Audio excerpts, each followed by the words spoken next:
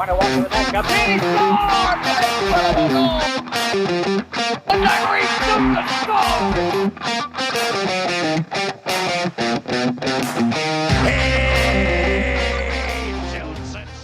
Welcome to Penn's Weekly Update with Scott and Ken, presented by Pittsburgh's DSEN.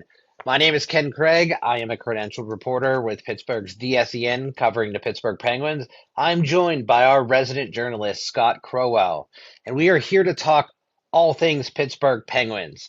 And first, we are back from our hiatus. We're back in 2026. I know Scott is back from IR and I'm back in town, so we just had some things going on that we couldn't align, but we are back and ready to talk Pittsburgh Penguins. What is going on, Scott?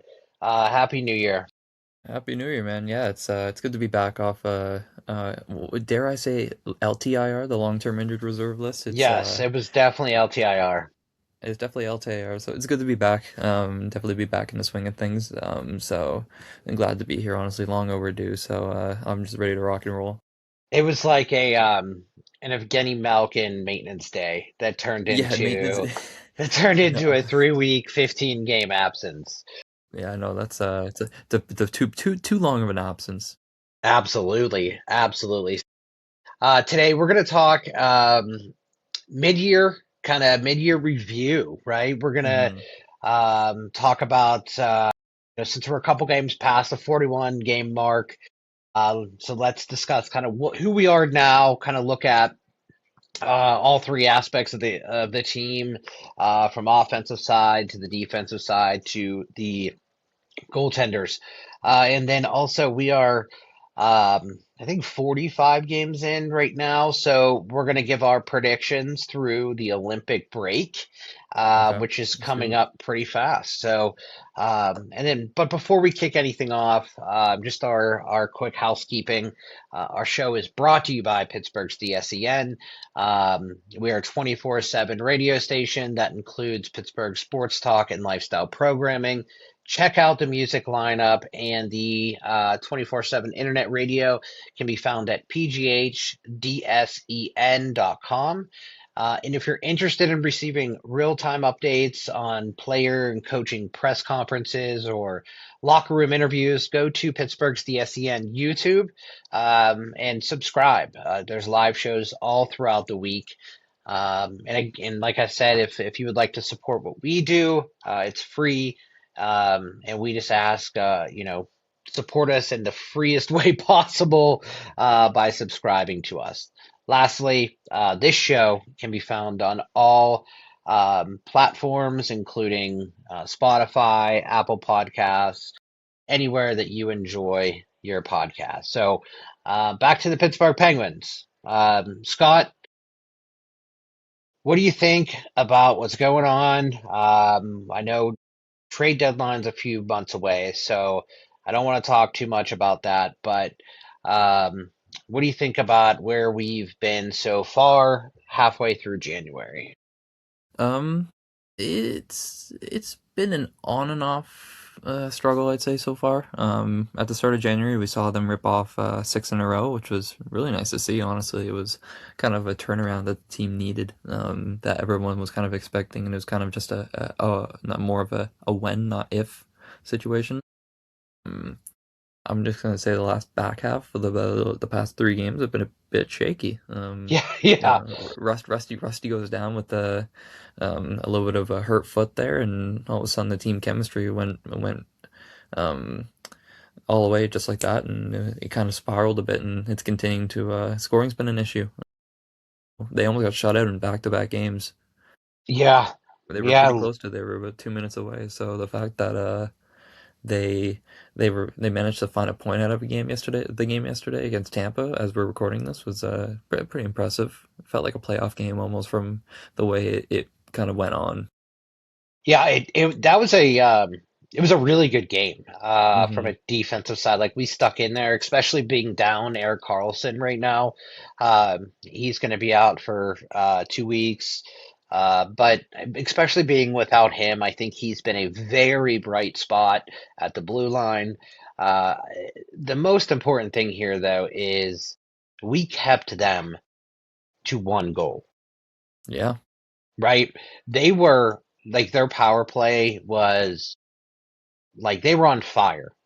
So I want to give a small shout out there to Shelovs, even though the goal he did let in was like, really, you just busted your ass all game, and then that's the To goal you let a let squeak in. a goal let in like that. And now Hmm. there's been some controversy around that, whether or not there was a whistle or not. Some people heard a whistle, some people didn't. So again, that's kind of more up to the officials. If Shilos felt there was a whistle, there more than likely might have been a whistle. It all comes down to When you him watch the standing in front of. players around him, everybody kind of stopped, right? Like Yeah, everyone was like just kind of stopped, like as a normal play would end, and then the puck just kind of fell through. It was a very odd play, but it is what it is. I'm happy we got a point out of it, right? Going yeah, into the for end of the sure. third period, I did not see us getting a goal. I didn't think it felt like the Penguins couldn't score if they would have played 3 more games, Three right? more Like games. yeah, it just I felt like think that. I think Ken ultimately, I think too many Q passes last night. We know Andrei Vasilevsky very well, dating back to the moment he came in for Ben Bishop in 2016. He's a big goalie. You're not going to be Yeah. able to shoot on this guy. This is a guy where you have to get him screening, you got to get him moving, and they failed to do that last night. They tried too many Q passes, too many overpasses, and that's the reason why they weren't able to generate any goal scoring or any offense, in my opinion. I think there was a little bit, they did too much. And I find sometimes they do too much, and that's something they need to clean up. That's often the problem. Yeah. And I think that's a really good segue as we go through kind of this review of the first half of the year. Scott and I'm gonna pepper you with some questions, right? Because I want your Yeah. feedback, and I'll jump in and talk about the topics as well. Um, but as we talk about the team as a whole, I kind of want to break it up into let's talk the offensive side, the defensive side, and the goalies, right? Because I think they're all very different on this team. But from an offensive side of the puck, I guess who stood out the first half of the year? Like who really made their mark? You can throw a couple names out there and just or one person, however you see fit. Yeah, well, I think the first name I think that stand out was I think I'm just gonna well I think the first 41 I'm just gonna give a shout out to the fourth line. The fourth Yeah, line is an absolute machine.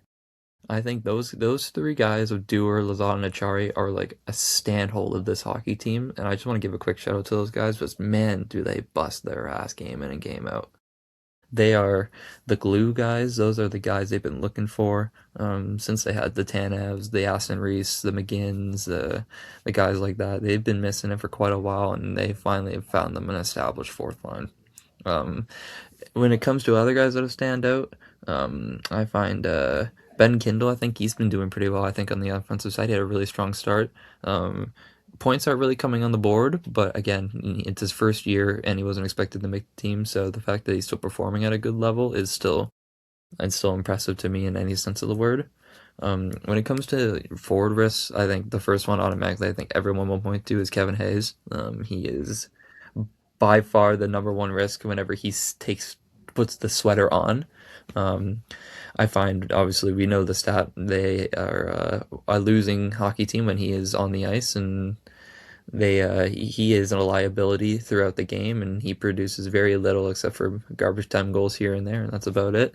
I think another risk I do find, despite the fact the fourth line's good, I do find Noel Achari sometimes can be 2 steps behind. I think that's just due to age and the fact that the game is getting a bit faster. And so guys like that sometimes they can fall behind, but that's okay. And ultimately, age is a real factor now in this league. So I think mainly those two guys are just more the big risks. I think there's not many risks out there, um, except for that. Like I wouldn't say Gino. I think Gino's a glue guy, and I think he's a guy they needed back. So yeah, I think that's kind of my forward grade. I think if I were to give a grade in general, I'm gonna give a B.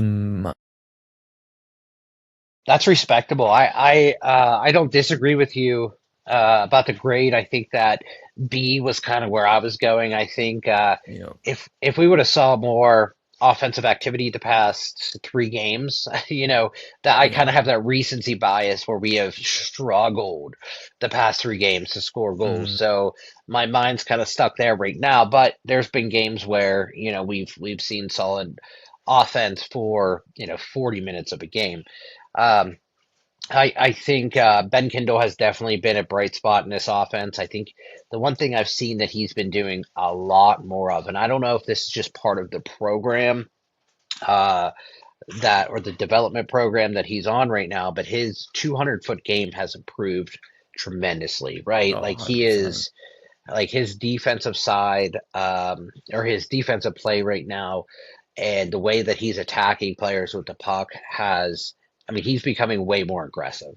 And that's something that I mean, it's helping his wingers out so much. Um, the one risk I will say, because how we're going to do this is we're going to talk about who stands out and who's kind of a risk. And we could talk people, we could talk situations. Um, for the offensive side, I think a big risk is not allowing there to be chemistry sometimes. Uh, Yeah. I think, yes, the first line, you got Rax, Sid, and Brian Rust. They have chemistry, right? Mhm. I thought the Brazo, Mantha, and Malkin line, I thought that they got some chemistry and they were working well together. They kind of moved that, and now it's Kindle, Malkin, and Chinikov, which like let them play together, let them spend time together where they can gain some chemistry because that doesn't come overnight, right? No. Uh, and I know injuries will play a big part of that. I know that it's not something that you can always control, right? And so it is what it is. But I do see that being a risk sometimes that there may be too much shuffling. Yeah. I But find, when Rusty came back, I find they didn't need to go and reshuffle even with him back, but the coach still did. So that was kind of concerning. I yeah, find he and juggles too much even in game, even when, like, I know the reason why Malkin's on the wing is because they're trying to protect his shoulder injury. Let's be honest, we all know he's not 100% still. Mhm. They're trying to load manage to the fact where they want his shoulder to heal while he can still play and try and contribute. I think that's why he came back. Um, And he I can think, still contribute. I think his shot yeah, and I mean his game alone can be game changing. And he's impactful 100%. every time he steps on the ice. It just depends on how he's getting into the play, right? Is he getting Hmm. into the play in a frustrated sense, or is he wanting to like impact it from an offensive side, right? The other night he was very frustrated until he scored his goal. Hmm. Or I'm sorry, the first game back against it wasn't Calgary, was it? Yeah, it was Calgary. It was Calgary, yeah. Yep. Um, that game back, I felt like there was a lot of frustration in his game, but um, Yeah, uh, I think the other thing that you mentioned too was the fourth line. yeah. Uh, I have to mention congratulations to Blake Lizotte Hmm. for your extension. The one thing that uh, Kyle Dubas mentioned in the summer last year was that it's an open competition, and we Hmm. talk about it all the time. Was these players are brought here to compete, and I think that this was a gesture that shows, hey, I know who I want to keep on this team to be a centerpiece, whether that be like a role player or a grinder per se. But it's just a gesture that this, if you want to play like like like this is going to be the last time on the ice, like he does every single game, we're going to reward you. And I think that's awesome for him. He's really pumped. I know he has a child on the way as well. He made mention that him and his wife are very happy to be here for another 3 years. So I'm happy to see him part of this team for another three No, years. no, 100%. I think also we were talking pre-show, Ken. I think this also signifies that Guys getting signed only for a year or two, I think that's kind of coming to an end. I think guys are going to now start get locked up long term, or on bridge deals. I think this is a good bridge deal for Lizotte. I think it makes sense for where they want to be, and I think 3 years gives them a kind of an idea of where they want to go with the bottom six and how they construct it with all the money they have. Which is good because Lazard's going to be a big glue guy, and there's going to be many of options within the next year or two of who they can go buy or who they can go acquire. So it gives them a really good structure. Yeah, yeah. I'm really excited about that one. I know you mentioned that you think there's some other guys that might be signed soon. Yeah. I keep an eye out for that. But I think this we see a couple more pieces added at the trade deadline. I think we might Hmm. see a couple pieces moved. I think this is going to be a exciting deadline for the Pittsburgh Penguins. Yeah, it was exciting last year, but I think this year might be even more than last year. And last year was pretty Yeah, eventful, I'd say, yeah. in I mean, terms of even selling and and. and we really haven't talked about Igor Chinnikov, and we Mhm. have to make sure we pronounce his name correctly because, It's Igor, not Yegor. It's Igor. like, the fact that Columbus Blue Jackets did him dirty like that Hmm. and kept his name Igor instead of correcting it, just that's dirty. That is so dirty. But he's been a huge add to this team. Um, I think seeing his game, seeing his speed on the ice, Hmm. um, seeing his shot, I mean, it's incredible to see. I know that uh, um, uh, Kyle Dubas and the team there had had done a lot of work in the pro scouting side, but also have utilized their internal models, right? Their internal models to develop a player profile that they want. And Hmm. this player profile and Igor Chinnikov kind of met, and it was a perfect match. And they said that Chinnikov scored very highly on that model. So, really excited to see who else they have. Chinnikov was what, 24 years old. Yeah, Has been he's in a the young league lad. for a while. He's got quite the future ahead of him. He definitely meets everything we're looking for. Young, someone who needs a new kind of A new new, place to rebuild their yeah, career. So I think he's a big piece of the the puzzle. kind of that, yeah, big piece of the puzzle moving forward. Awesome. I'm gonna give the offensive side of the puck just a B. I think that A there's a fair lot of B. growth. Yeah, there's a lot of Yeah. growth that's needed. There's a lot of synergy that's needed. Do I think that they can keep up with some of the big names out there, like I don't know. I dare say Colorado because I don't think anybody can keep up with them right now.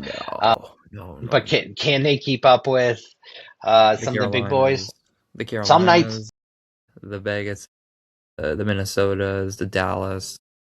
We some don't think nights we they can keep up with can. Dallas. The thing Yeah, is when they're on their game, they can beat anyone. And it's very, very plausible. And we all know it's possible, but they have to play a full 60. They need to shoot the puck more, and they need to be able to play defense and critical points of the game and get saves. but what happens when they come out against a Calgary Yeah, and they like laid a big fat goose against them, and what like that's my question, right? Is the consistency piece of it is coming out like they did against Tampa Bay. Like they were really strong on defense, and but let's do that, against every team, every night. And, it's hockey, so it's not no, always going to 100%. happen the way we want it to. So let's jump into the defensive side of the puck.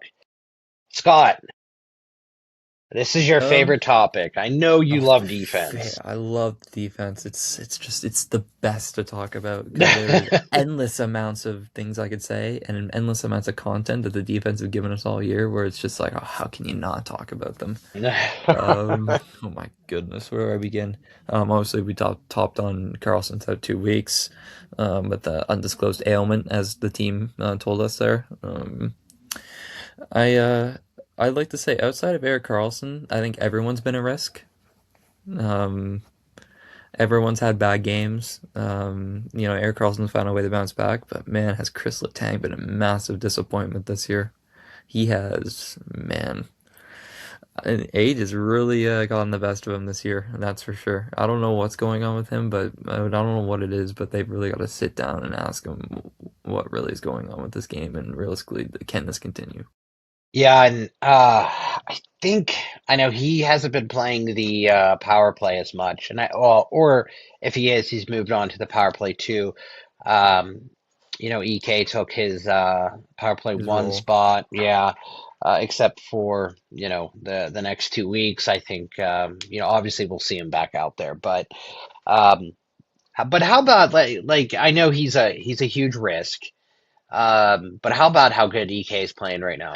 Oh man, it's incredible that like the bounce back he's had. Well, especially with the new coach, like it's paid dividends. It's unbelievable the way that not just him, but players in general have responded to a new system.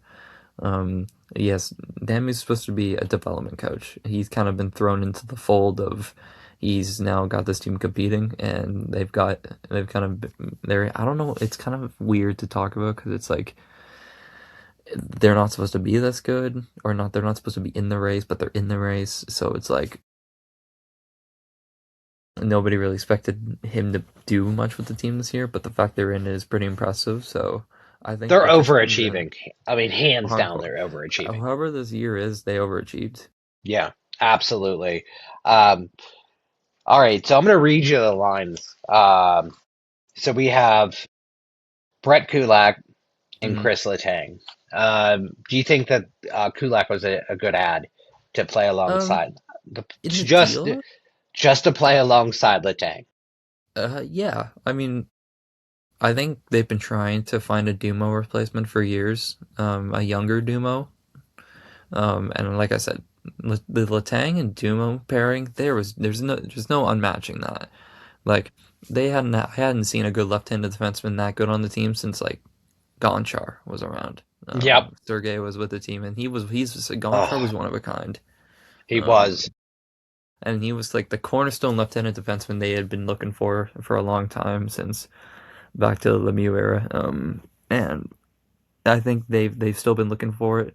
Do I think Kulak's the guy? No, I think he's at the deadline. They more than likely will flip him just because one, he's in the last year of his deal, and two, they could probably get some premium assets for him, and it just makes sense to move on from a guy like that who might not come back in the off season. But if he shows signs of improvement, maybe you think twice about it, about maybe keeping him around and bringing him back. You never know, right? So I think as the season goes on, we'll see kind of what might happen. I think those questions will be answered come March 8th, or prior to, if he's moved by then. But if not, I think if he sticks around with the team past the deadline, I think that kind of indicates he'll be stuck around for another year at least. Yeah, I think that he's a good ad in terms of like a consistent player, right? I think Hmm. he had a bad game the other night, but that was like the first time I really saw like him play poorly. Like Yeah, I'm not talking making mistakes on the ice, but I'm talking putting a poor performance in together, general. right? Yeah. All right, so we have Parker Witherspoon, who's typically next to Eric Carlson. But Tuesday night he was The paired St. with Ivany. Jack St. Ivany. Yep. Yeah. So PW, how do you think he's doing? What an underrated signing, that's for sure. My goodness, Yes. Kyle Dubas struck Yes. gold. He's Yes. safe to say I might want to lock him up to a bridge deal because man, guys like that, finding a guy like that in a cheap deal is dime a dozen. And if he's willing to sign for a decent, recently good price at this point, man, you lock that guy up. he's a guy that they need. He'll be a good second or left-handed guy if they can go out and find guys in free agency. I think you need him. Mind you, like all of these defensemen are averaging high minutes. Yeah, Are all three lines are involved throughout the game, uh, outside of like the power play and PK. But even PK, some of these guys are out there and they're usually switching, uh, or switching them up throughout the PK. They had, Ryan Shea has been typically paired up with Jack St. Ivany, but they had Connor Clifton in there for this game. hmm Clifton, who dropped his gloves and after that big hit on, well, he dropped his gloves with Sorelli. I know he had that big hit, but I mean, how do you think? I think Ryan Shea's been doing good. He's had a few bumps in the road this past couple of weeks, including that breakaway pass that he gave up the other night. But let's talk Shea and St. Ivany, right? What do you think from them? Like, how do you think they're doing?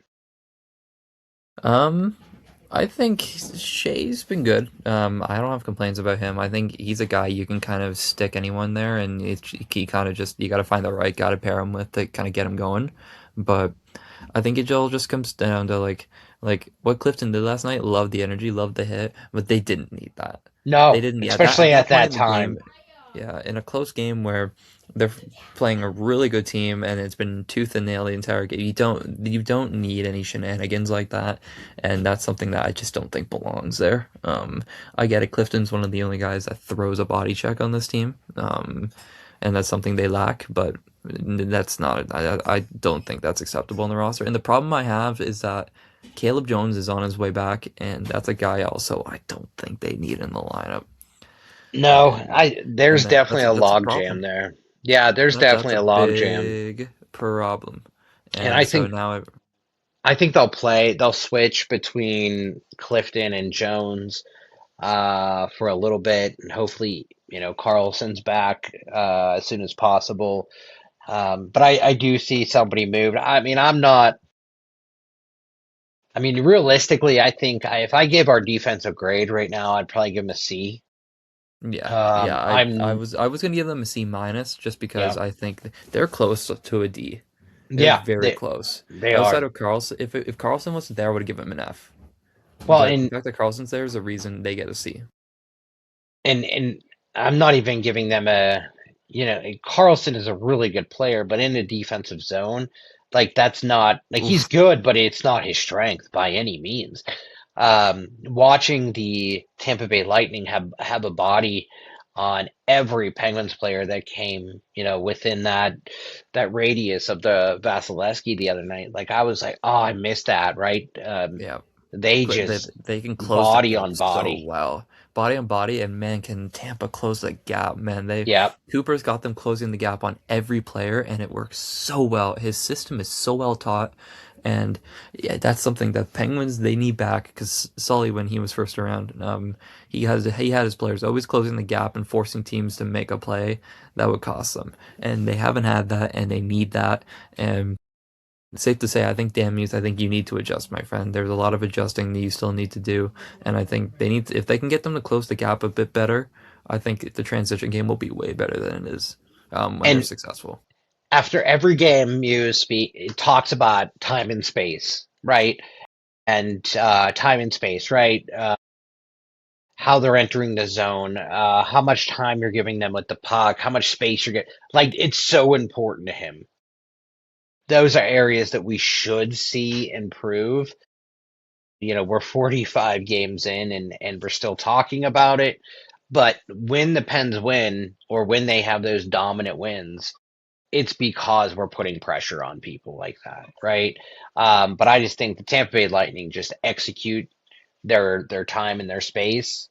hmm Like you said, I mean, they execute that better than anybody else, No, and 100%. they have a few good players on that team as well.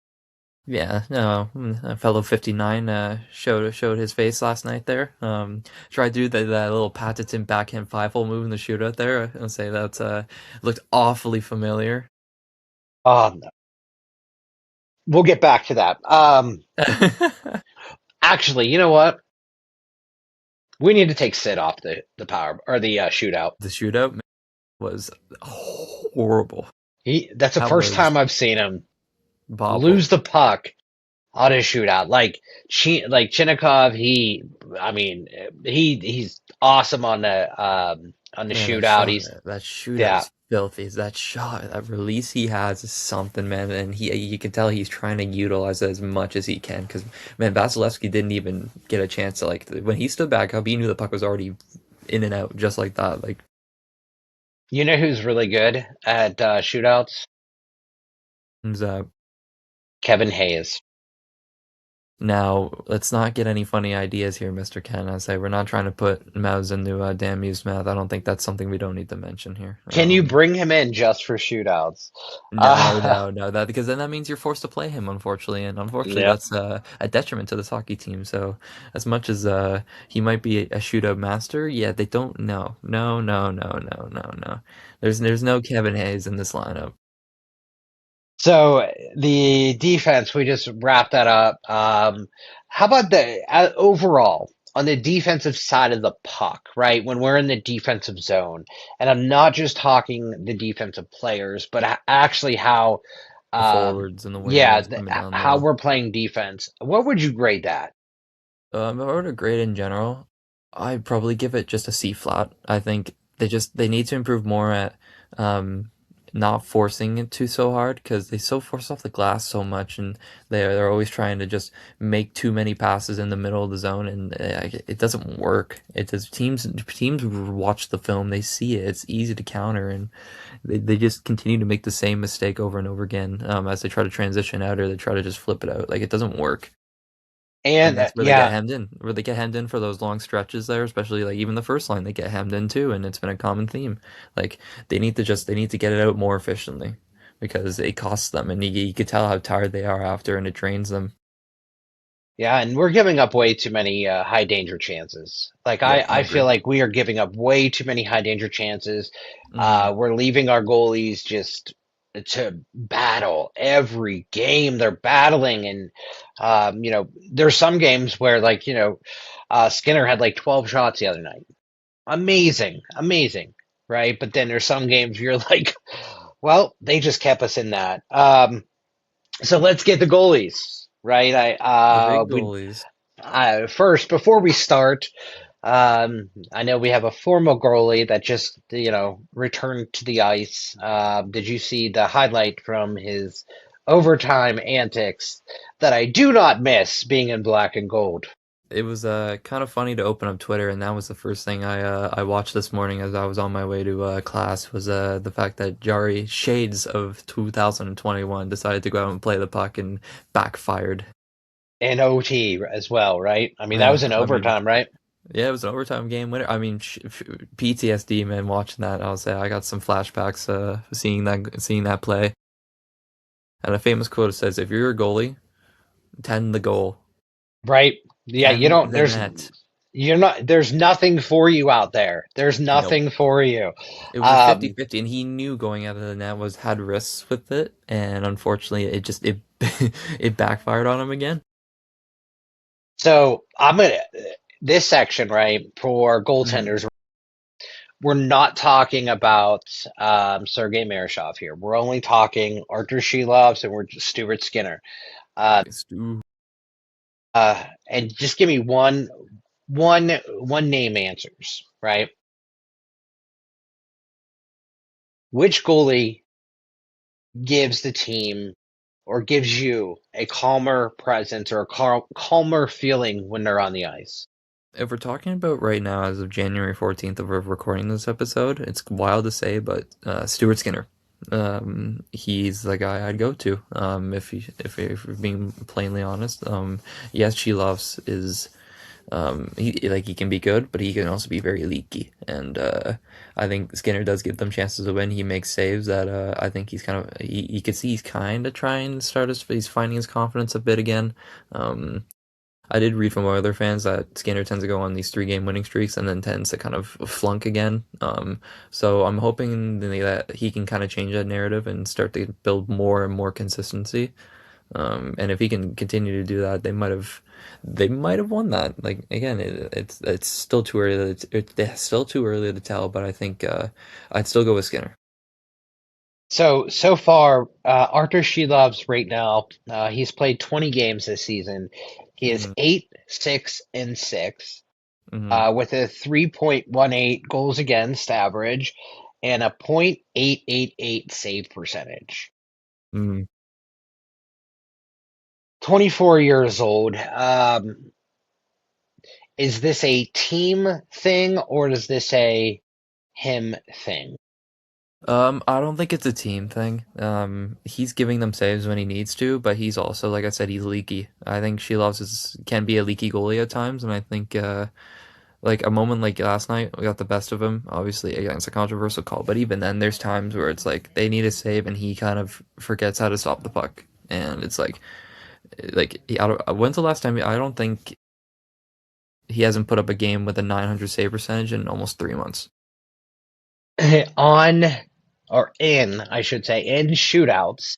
Hmm Well, first, I'm going to open up this way. So there's a reporter that asks Dan Muse after every, or at least the past few shootouts. He asked Dan Muse if he would consider substituting Archer Shelov's out and putting For a Skinner cold Stuart Skinner, yeah. in for the shootouts only. And Damu said no. Number one, because that's putting a lot of pressure on a cold goalie, right? Hmm Number two, he has seen how much Arthur Shelovs is working at this and how much he's improved in just a little bit of time. But he says he is full focus working on this piece of his game. So I'm just noting that. I'm not, there's nothing behind it, but I hope he improves there. But overall, I'm going to grade them separately. I think Arthur Shelovs has, I, as you just mentioned, like I don't feel calm when he's on the ice. There's that sense of like any shot can go in, right? And, Yeah, and, it reminded me of Jari last yeah. season, where it's like I'm afraid for him to even take the ice because it might be a big problem. And there's those games where he's pulled. I mean, at the beginning of the year, we had 2 games in a row where he, had 4 goals. He had 8 goals in 10 shots. 10 shots, like Yeah, that's gross. yeah. That's not acceptable in this league. Um, so yeah, there's that. Stuart Skinner, I think, he's played 30 games this year. The vast majority of those have not been with the Pittsburgh Penguins. But his record this year is 14-12-4 with a 2.71 goals against and a .893 save percentage. So I like him. I like him a lot. Do I think he's our future? I don't know. Hmm Um, from a human being perspective, he's actually really cool. Really nice Seems like a cool guy. guy. Super like chill in the locker room, always smiling. Hmm Right? Is really excited to be here. I'll tell you that much. How does that go on the ice? I don't know. Right? It I don't know. You Uh, think it would translate to success, but it's almost like it's a polar opposite. so I've liked what I've seen so far. I feel like it's almost like it was a swap between him and Yeah, Jari. Like I don't feel like a little bit. either really improved. I don't feel like there was huge difference between the two. I just feel like Stuart Skinner has way more experience in bigger games. Like that is huge, right? That is huge.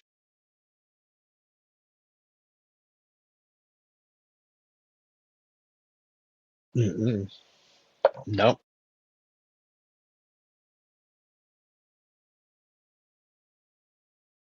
Yeah.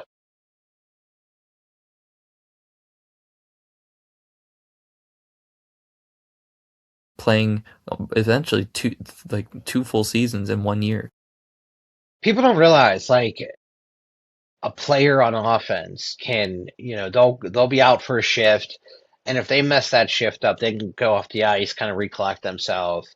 A goaltender's still in there, right? You Hmm. face every shot, and if you're in your head at all, right? If you have any doubt within you, like you could easily turn a decent game into a horrible game A really horrible fast. game, yeah. So it's I mean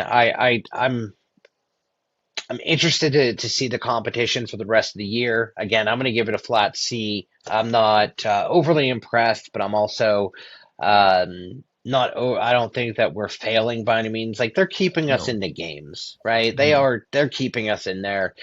Agreed. Um, I don't think that they're winning us anything. Although there's been a few games there where I'm like, well, without them we would have lost. Yeah, no, Um, I agree. but I don't overall. I think that's kind of where we're at. Yeah, I agree. I think I'd give them a C as well. I think it's fair. I don't think they failed, but I don't think they've succeeded, and I think there's a lot of work to do. I think Andy Shoto's got a lot of work to do with those guys. Otherwise, he's getting the boot Yes. because Yes, he this does. is 2 years in a row where he's been brought back, and the goaltending has looked very subpar.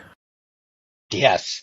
Awesome. That was a great episode. To jump into our second segment, we're going to go through the Pittsburgh Penguins uh, schedule here up until the Olympic break, which I believe the Olympic break's going to be about 2 weeks. Is it 2-ish two weeks, kind weeks? of. It's Yeah. 2 weeks. I think it's 2.5 because it takes us right to the end of February, and then it Yep. transitions right into a busy March. Like I think Darren Dreger said it on Overdrive on TSN. He said teams are going to be really busy ahead of there's going to be essentially two deadlines. There's going to be an Olympic trade deadline. He finds that he kind of made it up himself, but he said realistically there will be one, and then there'll be an actual trade deadline. He That says makes you'll find sense. more. He says you'll find more of the bigger pieces get moved before the Olympics. You'll find teams will be looking to get as much value out as guys can before, especially the guys that are going over to Milan. Um, in the case they get hurt and their values kind of sinks, I think that's kind of where the big names will kind of go, just because it's better to get value out of your guys in case they get hurt. That's a really good point. Thank you for mentioning that. You know, going into this, we're going to talk about the rest of January and then the three games in the beginning of February. But to get started, we are at the 45 game mark. We are currently 52 points, sitting in fifth place in the Metro Division. Yes, fifth place. 21, 14, and 10. Mm-hmm.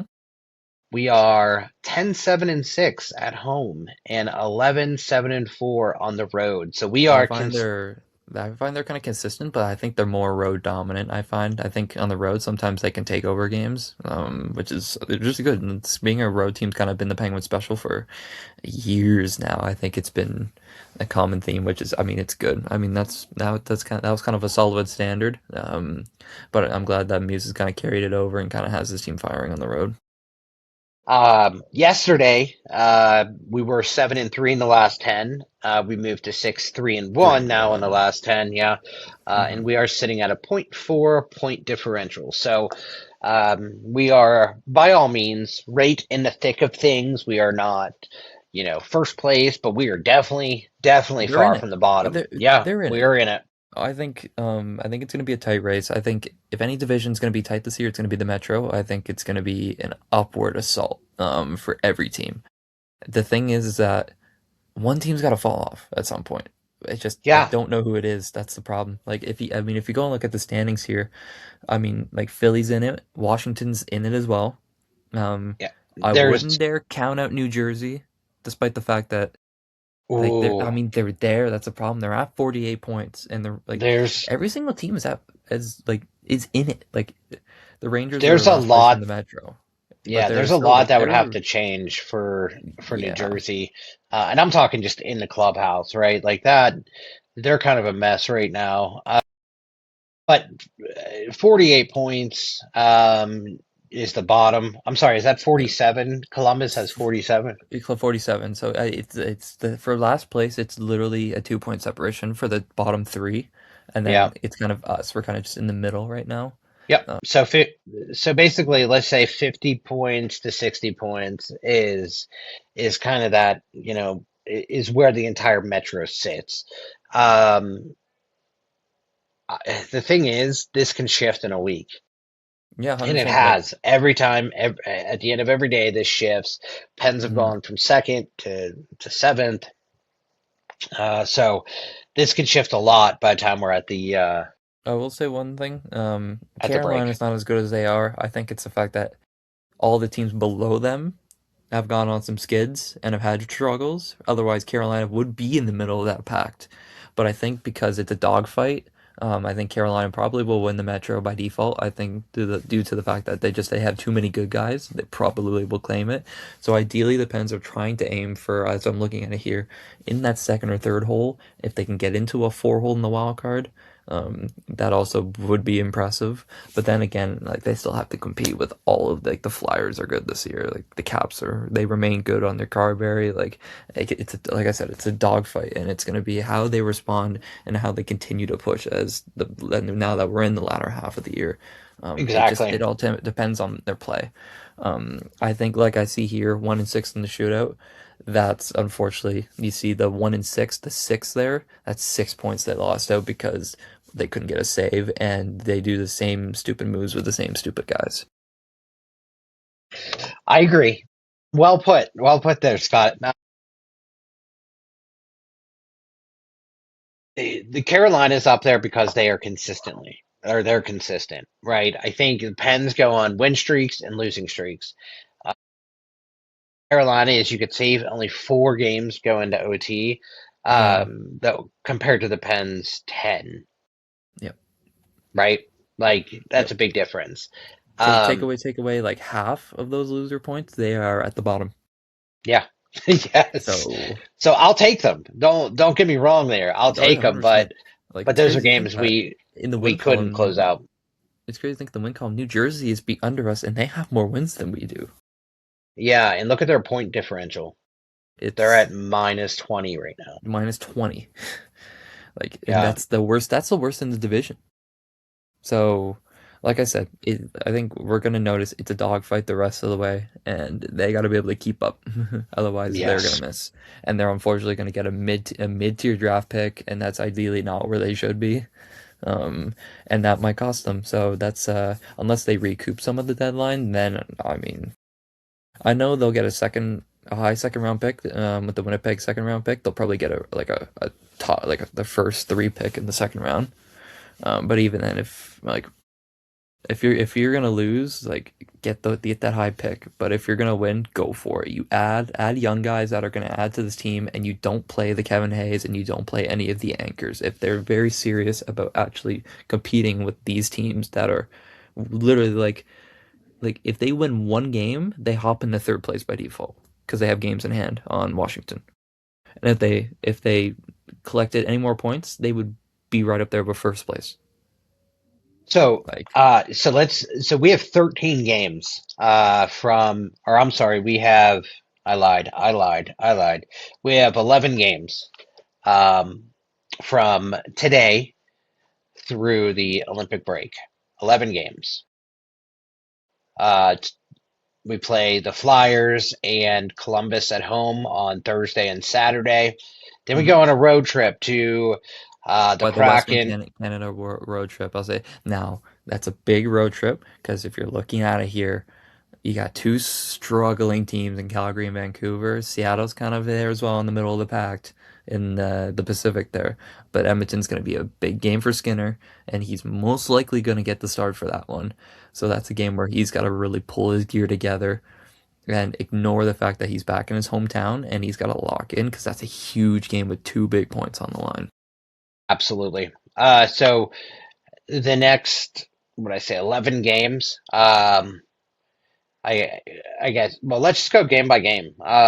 Yep. We're in no rush here. So Yep. Philadelphia.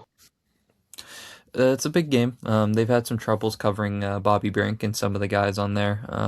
Connecting's been a problem the last couple of games. I'm going to take a loss there. They go to four straight losses.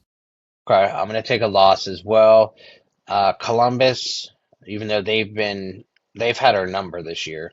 They have had our numbers this year. The fact that they had to come back from three down, they still did it. But that is a little concerning. They got a new coach in Rick Bowness, which is not good for the Penguins. But Bowness is a very good coach, and he knows how to get the best out of his guys. So I think they're going to squeak out a win there. It's going to be another tight game, but I think they're going to squeak one out. Yeah, I'm gonna say win as well there. That's a typical win before we head off on our road. The big road Say trip. goodbye to everyone for the road trip. Yeah. All right, and then we go to Seattle. Yeah, Um, I haven't paid much attention to Seattle this year. I know they've kind of been kind of where we are, kind of been up and down. They've had some stretches where they've lost and stretches where they've been winning. Um, I think they're going to lose that game. I think Jordan Eberle's always been a big Penguins owner. I think he's going to take that game over. they're 7-1-2 in their last 10. Yeah, like They're they're third place. That's what I mean. 21 to They're third. 15 and 8. Yeah, they're third place in the Pacific. Like they're back. They're right back in range. That's what I mean. That's the problem. They've got two good teams and two really struggling teams in that road trip. Notoriously, in the past couple of years, they've not been good on the West road trip, where they might squeak out one win. So that's where I get a little concerned, where they have to start picking and getting their act together. All right, so you said L. I'm gonna say I'll against Seattle. Yeah, I'm taking an L. I'm taking a W when we head to Calgary. I know we Yeah, I was just gonna say lost the to same them. thing. I think Uh, Calgary's not as good. I think they're just the Penguins steep down to their level, which they tend to do. And I think if they can get back to their game, I think that might be a win. I'm sure that'll be a Sheloff's game. So Sheloff is going to need to be on his mark. I also think that Coley played a heck of a game. That was an unbelievable Yeah, he performance. played a heck of a game. Yep. All right, and then we head to Edmonton. That'll be Skinner's return back home. I'm gonna say they don't beat Edmonton. I'm gonna take an L there. Unfortunately, it's sad to say, but it's pretty obvious. We know what's gonna happen there. The fans I are gonna think get to him. I think we take an L. They're too fast for us. McDavid. I mean, the last time they were here, it was just. I mean, it's It was a dot. It was we a can't crap compete with show. them. It was a Yeah. crap show in simple terms. Vancouver. Vancouver's been struggling. I think have they played I think they have played Vancouver this year. I don't remember if it was a win or a loss. I'm gonna take a dub there. I know they can win in Vancouver. I know they can beat Vancouver, but the question is, it's up to them realistically if they can get the job done. Yeah, Vancouver is They're like one second or third seven and last. two. 1-7-2 in their last 10. If we're looking at the position Vancouver Canucks are in today, Jimmy Rutherford, Penn's legend, has let all teams know that every player is available, every single player. So that's kind of the state their team is in right now. So Penguins need to get 2 points there. That's points they need to get. They have to, and Yeah, it is the last game of their road trip, which typically is not the game that you want to be a must win on the road yeah. trip. We Well, have especially to. if imagine if they drop the back to back to Edmonton and Calgary, then you have to win that, and that's a lot of pressure. So it's Mhm. like that's hardcore. Um, And they're I'm actually gonna relatively early games. Like the Seattle Vancouver one, 6 p.m. Eastern. Usually they're 10 o'clock games, but man, they're actually pretty early, so that'll be good for the East viewership. good. So I'm gonna take a W there. I'm 50-50 on it. I'm leaning for a W, just because where Vancouver is right now. Hmm. But I don't have a lot of confidence on this in this away stretch right now. Yeah, I don't know. I'm not confident either. I'll be honest with you. It's kind of concerning, especially if that's what's gonna happen. If I think is gonna happen, that might plummet their chances, and that's kind of where they'll sink their season. That's unfortunate. And I hope not, right? Yeah, Because what me we either. talked about before is March's schedule is so difficult that we have to collect as many points and capture every point we possibly can through Hmm. these next 11 games. Yep. Because once we come back from the Olympic break, it is An just upward assault. yes, it is Vegas, Colorado Philly, twice, Carolina Boston, 3 times. Carolina 3 times, Colorado Colorado, twice. Detroit, and then we play Dallas. April alone is Tampa Bay, Florida back to back, New Jersey, Washington back to back. I mean, it is a gauntlet from March through the end of the season. So, um, Yeah. yeah. Boston twice, yeah. Don't forget about Boston. Boston twice as well. Like, man, teams that notoriously have their number, that is not a good back half of the schedule. So, what did you say for Vancouver? A dub. Dub. All right. Then we have Chicago. That's at home. Yep, that's at home. I'm taking a dub. Whenever I hear Chicago and home, I have some severe flashbacks. But I'm gonna take a dub there. So uh, and then New York Rangers at home. they struggle against New York at home. I'm gonna take a loss there. All right. I'm taking a win. Okay. And then Ottawa at home. Ottawa. Question with Ottawa. Ottawa's always a question mark every game. I mean, they don't beat Ottawa, I'll be honest with you. When's the last time they beat them? I don't know, but they sure haven't beaten them in Ottawa for a long time, it feels A like. good couple of years since they have. And I've been in the building for all those losses. And it's all been the same game. It goes to overtime, and Brady Kachuk or Yeah. Timmy Stützle scores. So unfortunately, it's been a pretty shallow showing when they come here. What do you think? And I mean, it's a back-to-back too. Like, they get a day's rest, and then they go on another back-to-back. Like, that's hardcore, man. I would imagine it's a Shelos game. No, I'm probably gonna take. You know what? Screw it. Put a dub on the board for that one. okay, I like it. See, I'm taking a dub as well. And then we have the Islanders. As we're speaking about Ottawa, they actually are up 4-0 on the Rangers right now in the first period. Wow. So, um, dare I say, dare I say, who knows? They might have Linus back by then. Who knows? We don't know that. So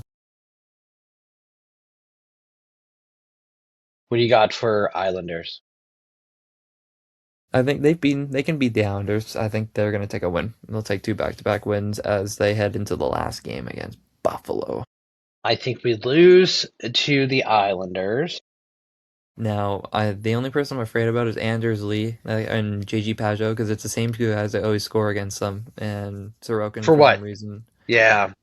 plays out of his head, so it's always the same two guys that score. Now Buffalo. Who scores Uh, for Buffalo? Tage Thompson is a Dale Tage Thompson. yeah. He's I a also Penguin find killer. before Peterka left, he was one as well, but I think it wasn't Power, but it was a defenseman. I forget who it was. Darlene always seems to score one. Like, he always just Yeah. sneaks his way into scoring one. I really understand it. Uh, I don't know. That's a tough one. You know what? Give me a moment here. I'm gonna go to the last game here and just to get some receipts. Okay. Because now it was a 4-2 win. But you know what? It kicked me off. So you know what? For But which game? usually it's the last one. I think it was in December or November. It was one of the two. Usually it's Tage Thompson. He's the main catalyst. But they're always it's always their key depth guys. We won them. Or we won them. We won them. Talking like I'm a toddler. We beat them 4-2. The game was at home. At home. Yep. Yep, 4-2. They had 31 shots on goal. We had 19. Yeah, that's the game. We scored 3 goals in the third period I remember that. to win. Jari made 29 saves. That was his Was that his final return game? game. No, Oh, no, this that was was his in. return. Yeah, I remember hmm the rumors that started circulating that night, and hmm everyone was like, "Could that have been his last game?" I It remember that game was vividly. it was Jason Zucker scored. Jack Yep, Zucker. Quinn. Yeah, Yep. Jack Quinn, because it was the same. It was the same line that scored like 2 quick goals, and it was like, "Uh oh." and Brian Rust and Kevin Hayes scored for us. So there you go. One unlikely catalyst and one suspected catalyst. So I'm taking a dub there. Yeah, I'll put her a dub as well. All right. They usually tend to do well on the road in Buffalo, so now I'm probably going to eat my words there. So Wow. hopefully I don't eat my words, but we'll find out. And that's it. That's right before. That's it. That's it for February until they come back against Yeah, we picked two up. big opponents. We both had the same. We both went Record. 7-4. Yep. Wow, So if we go 7-4, that gives us they'll be in it. 14 points. I mean, 14 points is good. That puts them right at the middle of the pack, and if they can get some help in the standings, I think they could make a move. If we go 7-4 over this stretch, I will be Impressed. I will be very impressed, right? I Now mean imagine the this is scenes if they're able to be Edmonton and Edmonton, yeah. Yeah, and if then I might have confidence. then we'll I'll be excited for the March's schedule. Yeah. um Oh, I'd be excited for Stu if anyone, Yeah, because no, I will too, because Dan Muse is going to play him, and I think that's the same thing. That's why I mean, I truly believe that's why Dan Muse played Kevin Hayes the other night in Boston. Kevin Hayes is yeah. from Boston. That was his 800th game. So that was a big deal. His entire family was there. Hmm. Dan Muse knows those things. He recognizes those things, and I think he gave Kevin a attaboy and gave him Victory lap. a a victory lap to play in front of his hometown and get his 800th game there at home. Yeah, so I just looked at the schedule and I'm doing the goalie rotation. Skinner will be the matchup against Edmonton. Because you'll have Awesome. Skinner tomorrow, then you have Sheloffs, Skinner, Sheloffs against Calgary, Skinner against Edmonton as it lines up. So it will line One up th- perfectly. one thing to note in the last game, Shelovs did mention that his back tightened up a little bit. Yeah, he had some spasms, he said. He was having Yep, some spasm pain there. So yep, that's also a little concerning. yeah. So it's something to keep an eye on. I mean, obviously, there hasn't been any issues. I saw him talking with the trainer to work on the spasms. He said that popped up a little bit, but I think that is just something to keep an eye on. It's not anything that's going to impact, him I'm being sure available. that they'll monitor it. If he's not available, then they'll monitor it and we'll see where they go from there. But if Skinner can take the role, it would just if they can, I think the rotation kind of helps Skinner a bit on this game. So I think if they can continue that, it'll probably be more beneficial for him.